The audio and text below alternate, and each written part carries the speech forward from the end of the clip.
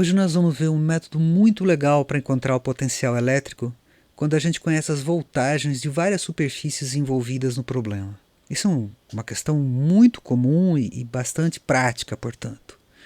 Nós vamos estudar as equações de Laplace e Poisson, descobrir que a solução dessas equações é única e o que a gente tem que fazer é usar da nossa criatividade e percepção para encontrar as soluções certas. Mas isso tem método. E é isso que nós vamos ver na aula de hoje, tá bom? Espero que você goste.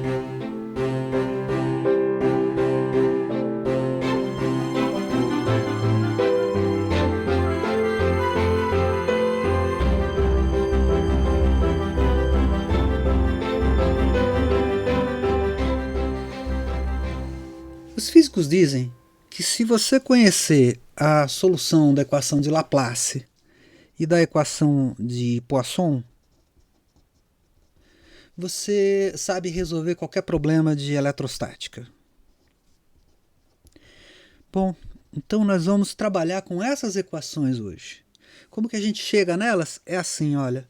Primeiro, a gente escreve a lei de Gauss. A lei de Gauss diz que o divergente de um campo elétrico é igual à densidade de carga dividido pela permissividade do meio. Agora eu vou usar uma permissividade de um meio qualquer. Até hoje a gente está usando o ε0, que é para o vácuo, mas agora nós vamos usar uma permissividade para um meio que pode ser um dielétrico. Nós vamos estudar isso mais para frente um pouco. Tá. A outra coisa é que a gente sabe também que o campo elétrico pode ser escrito como menos o gradiente de V.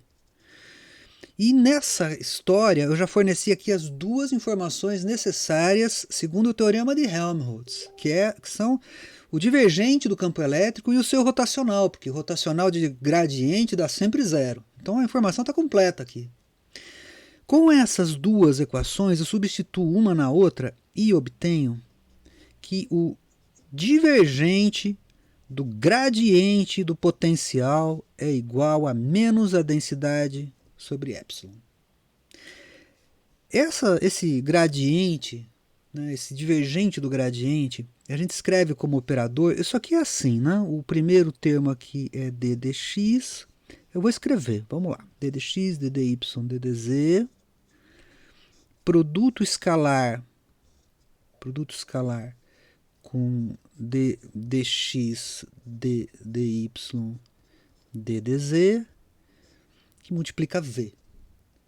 Então, olha, isso aqui fica igual. d dx aplica no d dx, fica d2v dx2. O d dy aplica no d dy, que aplica no v. Fica d2v dy2.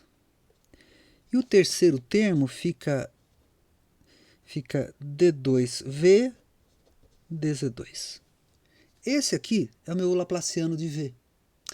Então, essa equação aqui de cima, essa que a gente chegou aqui e concluiu que o divergente do gradiente é menos a densidade de carga sobre o epsilon, essa é a equação de Poisson. Então vamos colocar ela aqui, ó.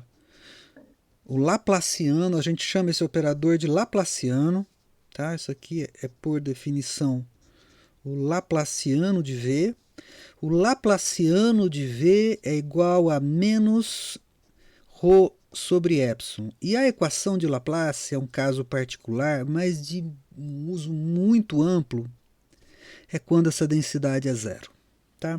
São esses dois casos aqui que a gente vai estudar. Qual a importância de um e de outro? A solução das equações de Poisson e de Laplace tem uma grande importância na eletrostática, mas em especial as equações de Laplace, elas se aplicam a sistemas em que a gente tem vários condutores para os quais a gente conhece a tensão.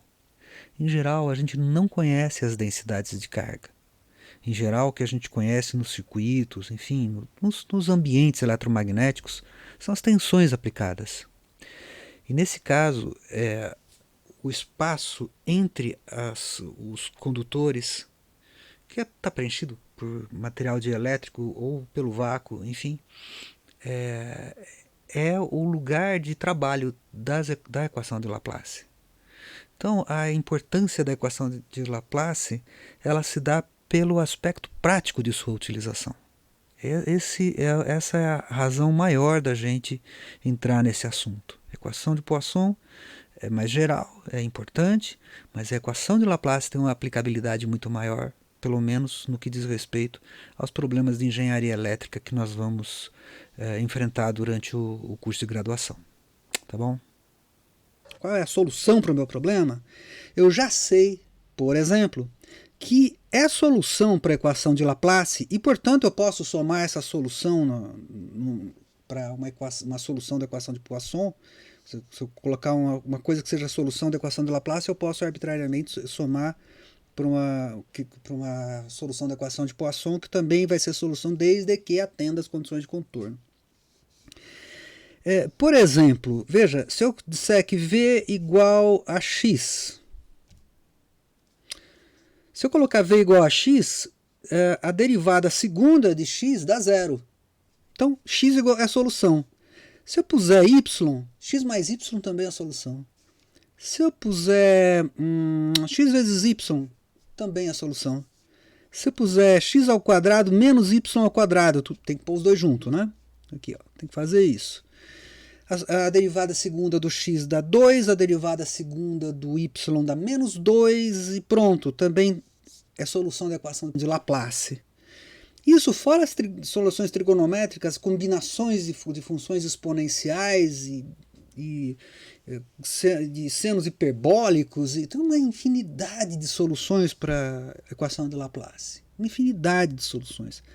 O que difere uma solução da outra? São as condições de contorno. São as condições de fronteira. São as condições que você impõe. A minha solução, nos limites, tem que ser tanto. Isso difere uma solução da outra. Todo o teu problema, sabe qual vai ser?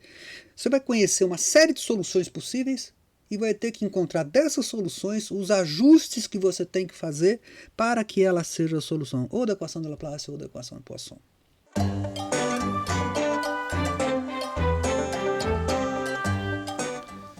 Quando eu falo que a gente vai escolher uma solução entre um conjunto infinito de soluções, e digo que isso tem que atender às condições de contorno, é isso aqui que eu estou querendo dizer. Digamos que você tenha um certo volume delimitado por uma ou mais superfícies. Então você pode ter uma superfície externa e várias superfícies internas, por exemplo. Então vou desenhar uma superfície externa e outra interna. Eu vou chamar a superfície externa de S1 e a interna de S2. Assim, ó. O espaço que eu estou interessado em calcular o meu potencial é o espaço entre essas superfícies, de tal forma que eu não consigo sair desse espaço que é totalmente limitado por essas superfícies sem atravessar uma delas. Veja que é um espaço tridimensional, tá? Um espaço tridimensional delimitado por superfícies. Cada superfície dessas é uma superfície fechada, mas elas não precisam ser contínuas. Quer dizer, a S1 não é contínua a S2. Elas estão separadas. O que é contínuo é o espaço que eu estou interessado em conhecer qual é o valor do meu potencial aqui dentro. É isso que eu quero saber. Esse potencial ele é a solução da equação de Poisson ou da equação de Laplace, que é um caso particular da equação de Poisson, obviamente. E a condição de contorno que eu tenho que conhecer pode ser de duas espécies. Ou eu sei qual é o valor do potencial na superfície, condição de contorno, essa condição de contorno chama condição de contorno de Dirichlet. Um pouquinho eu vou ver como é que escreve. Nunca lembro isso. Chamamos Dirichlet. Condição de contorno de Dirichlet. Condição de contorno de Dirichlet, ela corresponde a você conhecer o potencial na superfície. Ou você sabe o valor da condição de Newman. Ou você sabe o valor do gradiente de V, produto escalar com a direção normal à superfície. O N é esse vetorzinho aqui, tá? O vetor normal à superfície. seja essa aqui, tá? Apontando para fora do volume. Então ele é normal, ele é perpendicular aqui. Uma outra condição aqui a gente tem que saber, ou a condição de Dirichlet ou a condição de Newman. Tá, dizer isso é uma coisa muito importante em eletrostática, por isso eu vou demonstrar para você que isso aqui é verdade. Como é que eu faço isso? Eu parto de uma igualdade que chama a primeira identidade de Green. Primeira identidade de Green é uma equação da matemática que é assim, ó, integral do volume de dV' de f laplaciano de g mais gradiente de f, produto escalar com o gradiente de g, que é igual a integral de superfície de ds', é um vetor normal, a superfície, é bem esse o vetor na direção do n aqui, de f gradiente de g. Essa é a primeira identidade de Green. Para fazer a nossa demonstração, eu vou usar ela na seguinte forma. Eu vou escolher essa forma. Eu vou dizer que f é igual a g, né? Eu vou dizer isso, e que isso é igual a uma certa função φ. Daí, olha só, quando eu faço isso, a equação muda, lógico, né? Fica dV', integral do volume, de φ laplaciano de φ, mais módulo quadrado do gradiente de φ, igual a integral de superfície de φ gradiente de φ. Tá aqui, tá? Agora olha só, para fazer a nossa demonstração eu vou usar a identidade de Green nesta forma e vou fazer a seguinte suposição. Eu vou supor que existem duas soluções, V1 e V2, que são soluções da equação ou de Laplace ou de Poisson. E vou supor que φ é igual a V1 menos V2. O que acontece quando φ é igual a V1 menos V2? Quando φ é igual a V1 menos V2, e eu digo que as duas são soluções de uma das duas equações, eu estou querendo dizer que elas fazem parte daquela imensa coleção que eu falei lá no começo, mas que elas têm uma coisa em comum. Que na superfície elas atendem às mesmas condições de contorno.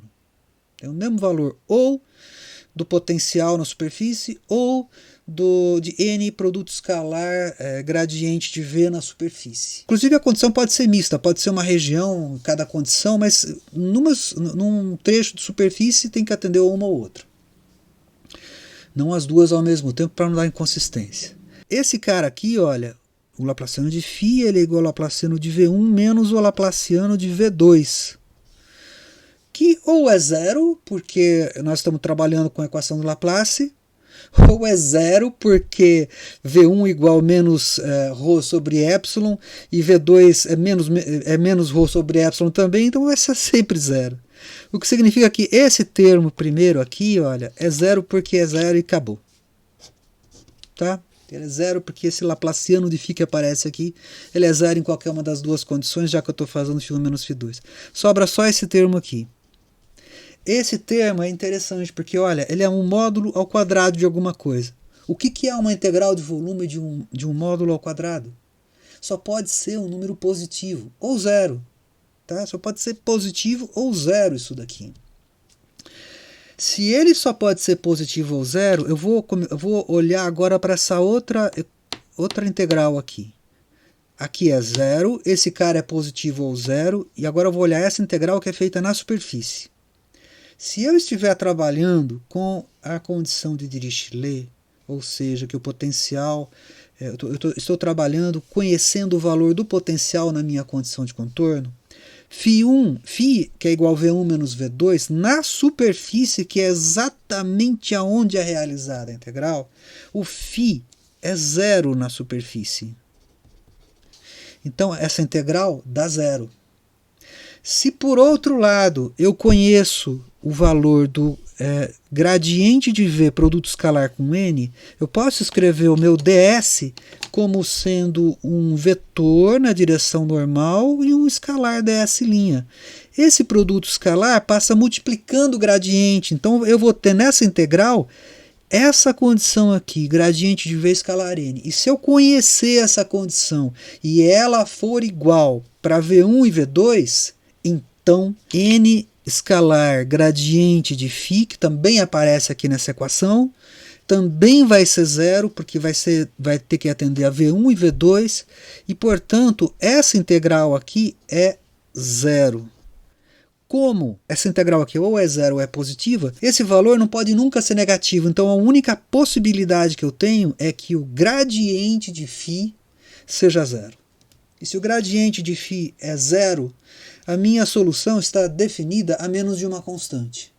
Mas se eu estiver na condição de Dirichlet, eu sei que na superfície a minha solução tem um determinado valor de V, portanto eu elimino o problema da constante na condição de Dirichlet.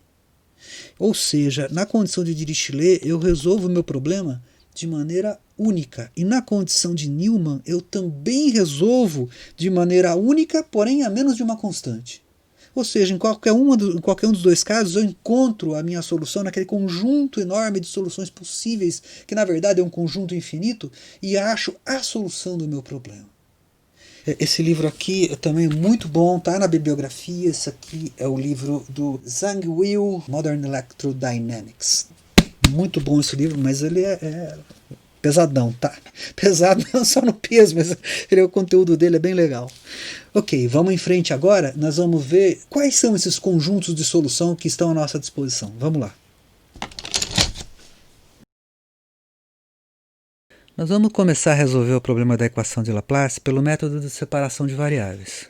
Esse método supõe que a equação de Laplace tem como solução uma função das três variáveis que é um produto de funções de cada uma das variáveis.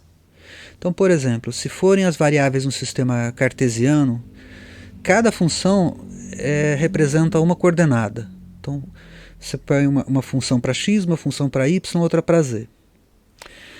Esse tipo de simplificação ela não resolve imediatamente qualquer problema. Vou dar um exemplo para você. Se você quiser tentar, por exemplo, escrever como um produto de funções o potencial causado por uma partícula carregada com carga Q colocada na posição x0, y0, z0, você não consegue descrever essa função que está aí como um produto de três funções. O que o nosso método faz, e esse que é o grande lance, a vantagem que ele tem é a seguinte, olha só.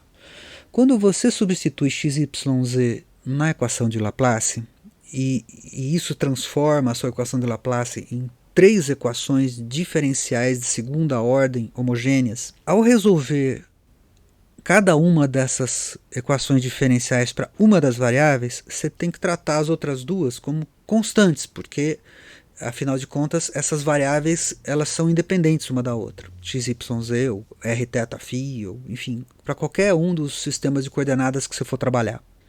E de fato vai aparecer uma constante na tua equação. Você vai ver quando a gente fizer os exemplos, mas já vai imaginando que é razoável que apareça uma constante para significar as variáveis que você não está tratando, que no caso para x seriam as variáveis y e z. Então aparecerão constantes nas tuas equações, para cada uma das três equações que você vai resolver, para cada uma das três coordenadas, que você sempre vai ter três coordenadas, vão aparecer constantes. Então veja só, cada vez que você escolhe uma constante e coloca numa equação de segunda ordem, aparecem duas soluções linearmente independentes. Você já viu isso da teoria de equações diferenciais. Equação linear de segunda ordem tem duas soluções linearmente independentes. Agora, essa constante possibilita que você tenha infinitas soluções. Por exemplo, você escolhe uma determinada constante para simbolizar valores fixos de y e z. Essa constante, quando aparece na tua solução, vai ter duas soluções linearmente independentes correspondentes a essa constante que você escolheu. Mesma coisa para as outras variáveis. Então, você acaba tendo uma coleção enorme de soluções, na verdade, infinitas soluções que você escreve nessa forma aqui, olha, na forma de uma somatória.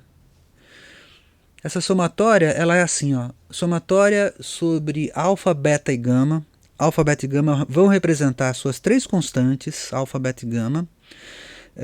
Para coordenadas U, V e W, que pode ser cartesianas, esféricas, cilíndricas, elipsoidais, enfim, o sistema que você quiser e que você conheça como tratar. Cada um desses parênteses que aparecem aí na tua expansão tem um par de soluções da sua equação homogênea de segunda ordem para uma variável.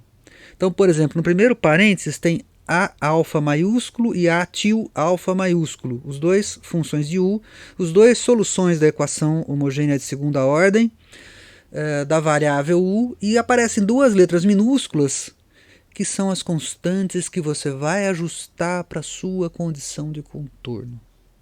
Sabe qual a consequência disso? Você tem as três variáveis aí, em três parênteses que você está vendo nessa expressão, você consegue escrever a solução do potencial gerado por um elétron, por exemplo, com uma soma infinita desse tipo de funções. Na verdade, você consegue escrever praticamente qualquer coisa com uma soma desse tipo. Tem algumas coisas que eu não estou comentando, como por exemplo o fato de que cada uma desses conjuntos de funções formam conjuntos completos de funções ortogonais. Nós vamos trabalhar só com esse tipo de conjunto na nossa disciplina, nessa aula, na próxima, que a gente vai ver esse método. Mas isso está muito bem discutido aqui no ARFKIN. É um livro de métodos, tá? De métodos matemáticos para físicos, ARFKIN e Weber. Está na 6ª edição, Elsevier, editor. Excelente esse livro aqui, para quem quiser saber mais. Consulte vosso professor. Tem o livro também, estou à disposição. E esses conjuntos, eles descrevem qualquer função dentro de um certo intervalo determinado do seu domínio. E pode ser infinito, inclusive. E a gente vai supor isso, tá bom? Nós vamos resolver agora um caso para coordenadas cartesianas. Mas antes eu quero dar um exemplo para vocês que eu considero bem interessante, que é o caso da física atômica.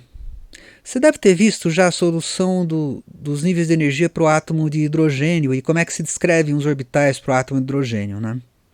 Aliás, se vê isso bem superficialmente no ensino médio, e depois agora na faculdade se vê com detalhe isso daí. No curso de estrutura da matéria você tem uma introdução a esse tipo de assunto. E aí você viu os orbitais 1s, 2s, 2p, 3s, né? 4f, aquelas coisas, do átomo de hidrogênio, e a gente escreve as configurações dos átomos de muitos elétrons, a partir do hélio, de Z igual a 2 para cima, você escreve os átomos com muitos elétrons, também em função de orbitais. O que não te falaram ainda, eu vou te falar agora, é que fica bom escrever os átomos multieletrônicos na forma de orbitais, de configurações em termos de orbitais iguais do átomo de hidrogênio, quando você separa o seu problema do átomo multieletrônico separa as variáveis para resolver a equação de Schrödinger do teu átomo multieletrônico.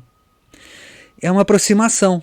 Por exemplo, no caso do átomo de magnésio, o átomo de magnésio ele tem 12 elétrons, né? 12 elétrons, então a configuração fundamental dele é assim: 1s2, 2s2, 2p6, 3s2.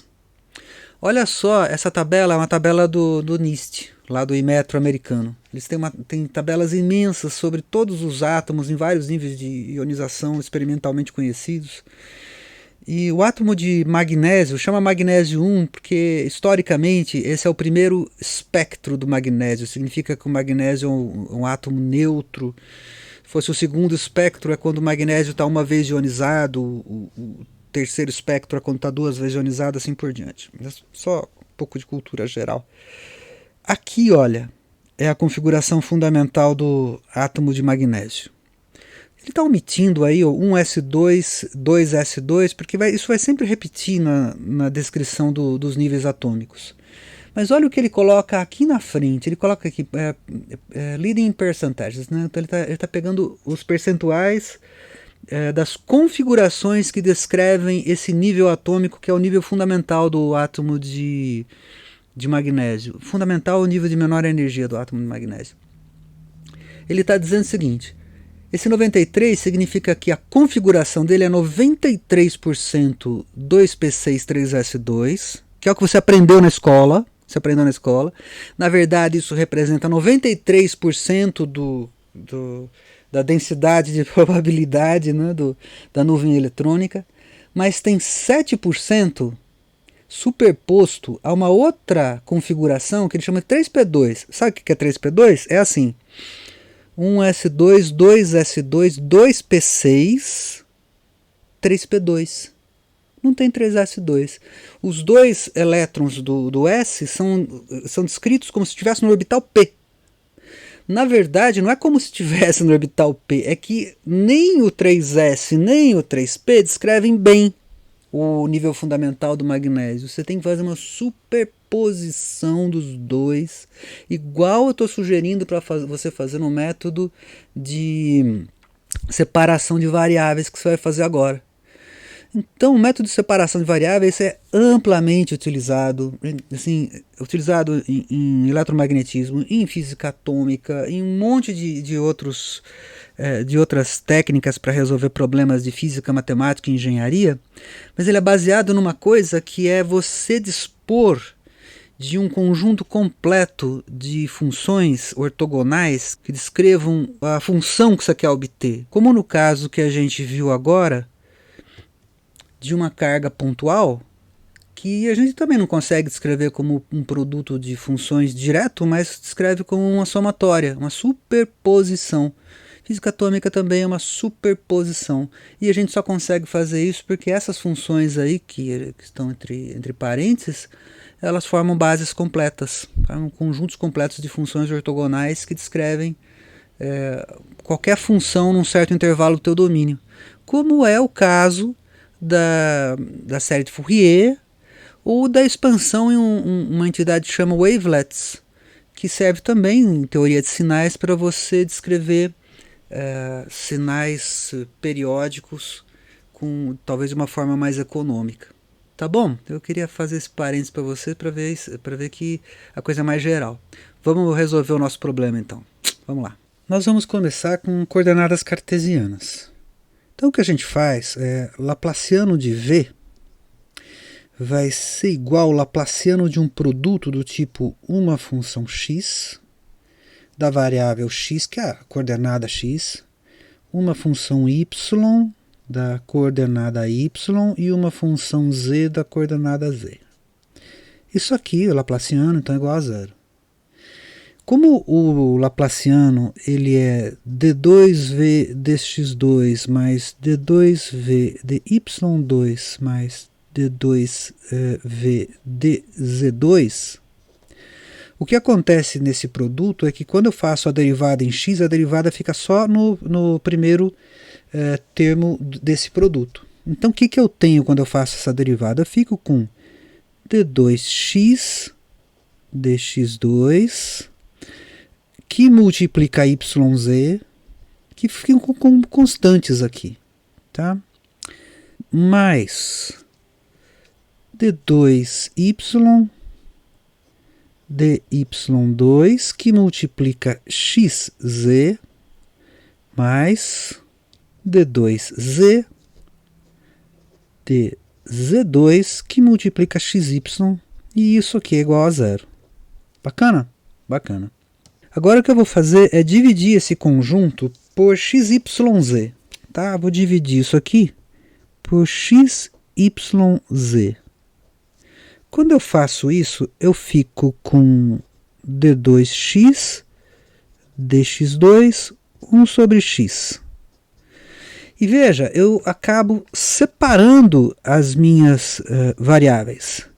d2y dy2 1 sobre y mais d2z dz2 1 sobre z igual a zero. Eu posso dizer que d2x dx2 1 sobre x seja igual a uma constante que pode ser, bom, que vai representar esse conjunto aqui, que pode ser, por exemplo, alfa ao quadrado. Se eu faço isso, eu tenho essa equação aqui, d2x dx2 igual a alfa ao quadrado x. Aqui, nessa situação, eu tenho 3 soluções possíveis. A primeira solução é se alfa for igual a zero. Se alfa é igual a zero, essa expressão aqui fica uma derivada segunda igual a zero. Logo, a minha solução é uma função linear. A minha função x vai ser do tipo uma constante vezes x mais b. Uma função linear. Agora, alfa ao quadrado, em geral, a gente vai esperar que seja positivo se alfa for um número real, claro, né? Alfa ao quadrado, sendo alfa real, só pode ser um número positivo. Nesse caso, a minha solução vai ser do tipo uma constante que multiplica e elevado a alfa x mais outra constante que multiplica e elevado a menos alfa x. Mas pode acontecer de que alfa ao quadrado seja menor do que zero.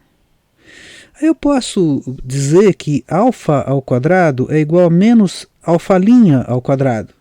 E nesse caso, quando eu tiro a raiz, eu tenho que alfa é igual a j alfa'. Eu terei aqui soluções do tipo a e elevado a j alfa x, e eu vou deixar alfa de propósito aqui, mais b e elevado a menos j alfa x. Porque é o tipo de solução que eu tenho. Tá? Isso aqui seria alfa', porque eu estou colocando alfa igual a j alfa' para dar certo o sinal aqui. Mas o que eu quero chamar a atenção são os 3 tipos de solução possíveis. Uma solução linear, uma solução que é uma soma de funções exponenciais e uma soma de exponenciais com expoente imaginário que, na verdade, dão funções trigonométricas. Essa é a condição geral do meu problema. E tem mais uma coisa. Como eu faço o primeiro termo da minha equação igual a alfa ao quadrado, o meu segundo termo aqui igual a beta ao quadrado e o meu terceiro termo igual a gama ao quadrado. Isso significa que alfa ao quadrado mais beta ao quadrado mais gama ao quadrado é igual a zero.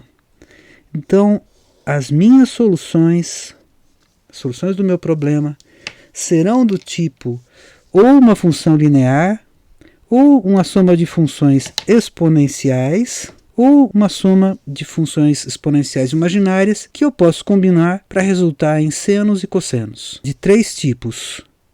Eu sempre tenho que escolher alfa ao quadrado, beta ao quadrado e gama ao quadrado para minhas soluções, tal que a soma dos 3 dê igual a zero. Isso cria vínculos. Por exemplo, se eu tiver alfa igual a zero, beta e gama tem que ter sinais trocados. Então, uma vai ser do tipo exponencial e a outra vai ser do tipo trigonométrico, senos e cossenos. Vamos lembrar, né? As nossas soluções são do tipo ou função linear, ou função exponencial, ou função trigonométrica. E aí eu posso fazer combinações de A e B tal que eu tenha seno de alfa x mais B cosseno de alfa x.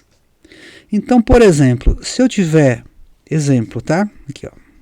Se eu tiver alfa igual a zero, digamos, isso significa que na coordenada x, a minha solução é do tipo ax mais b. Mas significa também que beta ao quadrado e gama ao quadrado tem que ter sinais trocados. Logo, uma vai ser desse tipo, vai ser do tipo exponencial, e a outra vai ser do tipo trigonométrico. Eu vou fazer um resumo para vocês do que nós estamos falando. Primeiro, a gente considerou que tem três equações separadas, né? Uma equação para x, uma equação para y e uma equação para z, que são iguais a alfa, beta e gama ao quadrado. Alfa, beta e gama ao quadrado podem ser positivos ou negativos. Então, eu vou escrever kx, ky e kz como números reais, mas que, quando a gente compara com alfa ao quadrado, beta ao quadrado e gama ao quadrado, você pode ter alfa ao quadrado igual a mais ou menos kx ao quadrado. Se kx é um número real, isso significa que o sinal positivo corresponde a um alfa real, e o sinal negativo na primeira equação, significa um alfa puramente imaginário. Então vou resumir essas três equações num formato assim, olha. Xi pode ser xyz. Alfa I pode ser alfa, beta ou gama. E KI pode ser kx, ky, kz. Tá? Positivo ou negativo. O que é importante é que a soma do alfa ao quadrado, beta ao quadrado, gama ao quadrado, KI eu estou representando como alfa 1 ao quadrado mais alfa 2 ao quadrado mais alfa 3 ao quadrado tem que ser igual a zero. Uma tabela, essa tabela aí, olha, que a gente está vendo, essa tabela aí mostra todos os tipos de solução possível. A nossa solução é sempre um produto do x, y, z. Aqui eu estou chamando de x1, x2 e x3, que podem ser qualquer ordem de x, y, z.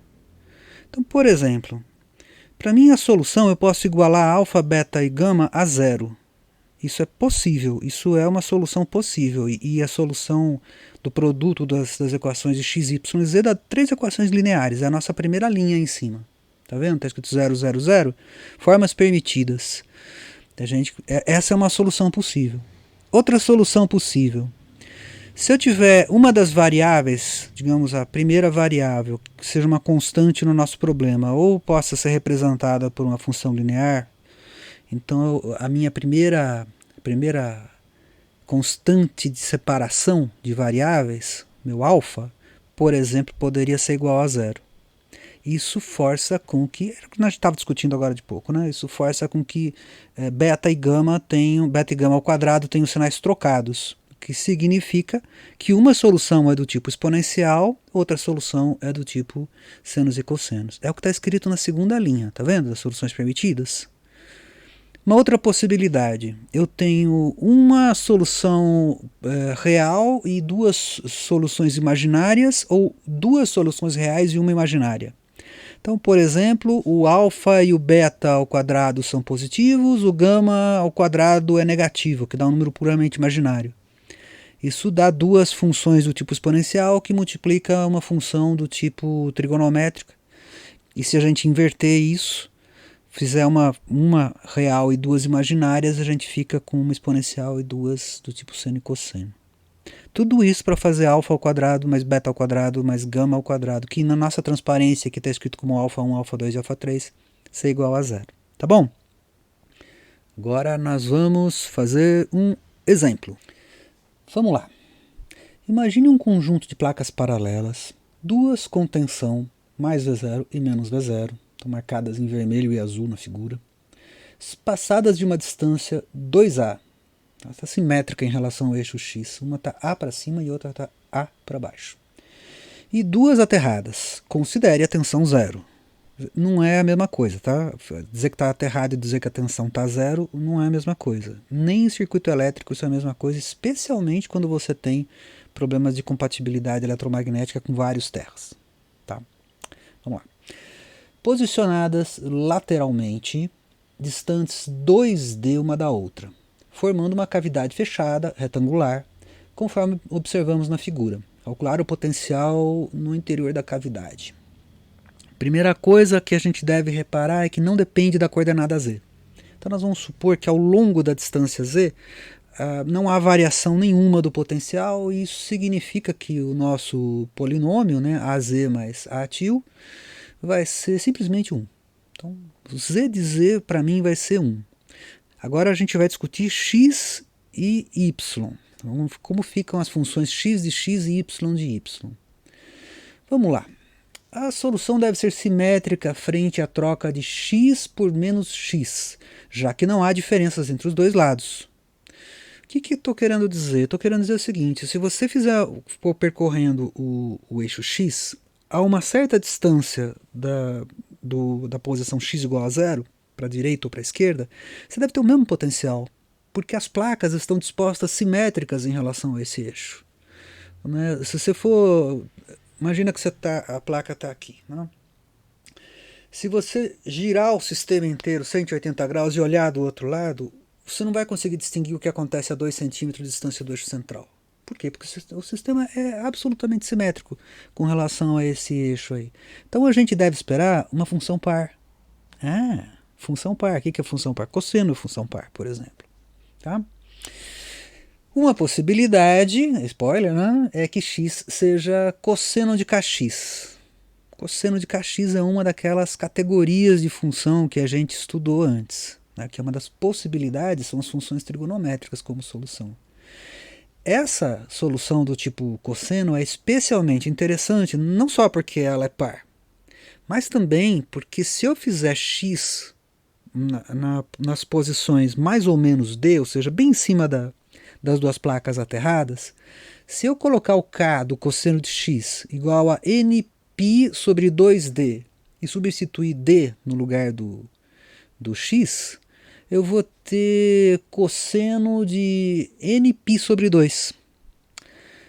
Então, se o n for ímpar, se o n for ímpar é π sobre 2, 3π sobre 2, 5π sobre 2, etc., o cosseno vai ser sempre zero nessas posições. Então, quando eu substituo naquele meu produto XYZ um x na posição mais ou menos d, o meu potencial vai dar sempre zero. Isto é fundamental na hora de escolher uma solução da equação de Laplace. Por quê? Porque não importa o jeito que você vai dar para encontrar a solução. Pode ser um chute. Percebe? Isso é uma hipótese dizer que é cosseno. Né? Você pode ter o cosseno hiperbólico também é uma função simétrica. E é também uma possibilidade. Você fazer e elevado a kx mais e elevado a menos kx sobre 2, cosseno hiperbólico, essa é uma função par. Mas essa função ela permite zerar as duas paredes. Então você escolhe ela porque ela te interessa, porque ela cumpre a condição de contorno de fazer com que as duas paredes verticais tenham potencial V igual a zero. Você está caminhando para a solução, você está satisfazendo as condições de contorno do teu problema. Já satisfez duas. Não varia ao longo do eixo Z, você pôs Z igual a 1. É simétrica em torno do eixo vertical definido pelo plano YZ, ou x igual a zero, e você então coloca um cosseno de kx com k igual a nπ dividido por 2d. Vamos para o próximo passo, né? Vamos guardar essa solução, né? Guardamos a solução e agora vamos analisar em y. Em y, o que a gente deve ter, olha só, nós já gastamos uma solução trigonométrica, que é ali o A3 cosseno de kx de K3x3, já gastamos a solução linear. Então a única possibilidade que sobra para a gente é uma solução exponencial. Isso aí tudo para a gente satisfazer aquela história do alfa ao quadrado mais beta ao quadrado mais gama ao quadrado igual a zero. Então agora nós já sabemos que a cara da função é exponencial. Vamos analisar o y então. Ok, a escolha acima, né, exige que a função y seja do tipo exponencial, como a gente acabou de ver na nossa tabela, que a gente já tinha olhado antes. Como neste caso o potencial é antissimétrico, quer dizer, do lado de cima do eixo, acontece de você encontrar uma placa na tensão mais V. Exatamente no eixo, você deve ter uma tensão zero, porque se você tiver mais V numa distância A, do plano XZ, ou Y igual a zero. Se você tiver uma placa mais V na posição mais A e uma placa menos V na posição menos A, o problema ele é simétrico, mas inverte o sinal. Então, tudo que você encontrar para cima positivo, você vai encontrar para baixo negativo. Então a nossa ideia é usar uma função que seja antissimétrica. Veja, na verdade, o que nós estamos fazendo é argumentando. Se o nosso argumento, porventura, tivesse alguma falha, ou tiver alguma falha, vamos dizer, quando a gente for desenvolver o problema, a gente encontra e volta a refazer a hipótese. Entendeu? A solução desse tipo de problema nem sempre é trivial, mas a gente está tentando tornar algumas categorias de problema mais fáceis de resolver. Não é mais fácil, porque a maior parte do tempo agora, nós estamos argumentando em cima da geometria e a gente está caminhando na solução. Vamos ver como é que a gente caminha nessa solução. Como neste caso o potencial é antissimétrico, isto é, se você trocar y por menos y, o sinal do potencial fica invertido, está para cima, está para baixo, nossa função será do tipo seno hiperbólico de ky com o mesmo valor de k do caso anterior. Vamos reservar esse valor, está aí, nós já temos agora calculado x, y e z. O que nós vamos fazer é resolver a nossa função, nosso potencial. Essa era a fórmula que a gente tinha derivado, lembra? Então olha só, nós temos um produto de 3 funções. No primeiro parênteses, no segundo e no terceiro são as 3 coordenadas. Agora essas coordenadas são x, y e z, porque nós estamos trabalhando no sistema cartesiano. Então você já vê no primeiro parênteses está aparecendo x, no segundo está aparecendo y, no terceiro está aparecendo z. Vamos substituir agora parênteses por parênteses. Vamos lá. Primeiro o z, aparece em cima, a gente substitui por 1. Depois o x, que é a função cosseno, e depois o y, que é a função seno hiperbólico. Agora repara, nós conseguimos reduzir o nosso problema a uma única constante, que na verdade ela depende do índice n que está ali. O bn vezes o cn resulta em uma única constante que depende de um único índice que é n. Então a gente tira as 3 somatórias, coloca uma somatória só sobre n, que é sobre n ímpar, que as outras não fazem o menor sentido mais, só restou mesmo uma somatória. E nós não temos 2 constantes, b e c, nós temos, na verdade, o produto delas, que a gente vai representar por an, tá bom? Próximo passo, veja só, olha que interessante que está aí. Nesse caso, nós já satisfizemos a condição de contorno de que o potencial é 0 para x igual a mais ou menos d. Já satisfizemos a condição de contorno de que nossa solução não depende de z. Falta resolver a condição de contorno que coloca V0 na posição mais A, em y igual a mais A, e menos V0 quando y igual a menos A. Essa condição a gente coloca assim, ó, a gente substitui o valor mais ou menos A para o y e coloca o valor mais ou menos V0 correspondente. E olha só, nós já fizemos a hipótese de que a função era antissimétrica, portanto aqui não são 2 condições, é uma só. Veja que as 2 equações são equivalentes. Se eu escolher o sinal de cima ou o sinal de baixo, nós caímos na mesma equação. Então a gente fica com uma única equação, que está aí. Nós vamos fazer o método convencional para achar qual é o valor de AN, multiplicando os 2 lados por uma função que seja ortogonal com o cosseno de npx sobre 2d, que nada mais é do que um n', né? Multiplicar por um cosseno de n', πx sobre 2d e integrar sobre o domínio, quer dizer, integrar de menos d até mais d. Isso resulta para o lado esquerdo da equação numa função delta. Você já deve ter visto isso quando estudou série de Fourier. Você tenta fazer essa integral, você vai ver que vai dar uma função delta. Ela só é diferente de zero quando n for igual a n'. E isso dá d, né? A integral resulta em d. A outra integral do outro lado é uma integral do cosseno, dá essa expressão que você está vendo, né? 4d dividido por n' π, que multiplica menos 1 elevado a n' a menos 1 sobre 2. Aí a gente substitui os 2 valores na expressão de cima, o somatório com o delta, ele fica só valendo para n igual a n', desaparece o somatório, e a gente passa dividindo e encontramos o valor do nosso coeficiente. Tá? É assim que resolve, daí a gente substitui na expressão do potencial, encontra o resultado final, e ali tem um plot da nossa função. Ok, gente, era isso que eu queria mostrar para vocês. Então nós vimos o método de separação de variáveis para resolver a equação de Laplace. Equação de Laplace, que é muito importante e que por isso mesmo nós vamos ver outros exemplos nas nossas próximas aulas. Espero que vocês façam os exercícios, que vocês estudem. Vamos em frente com o nosso estudo do potencial elétrico, tá bom? Vamos lá!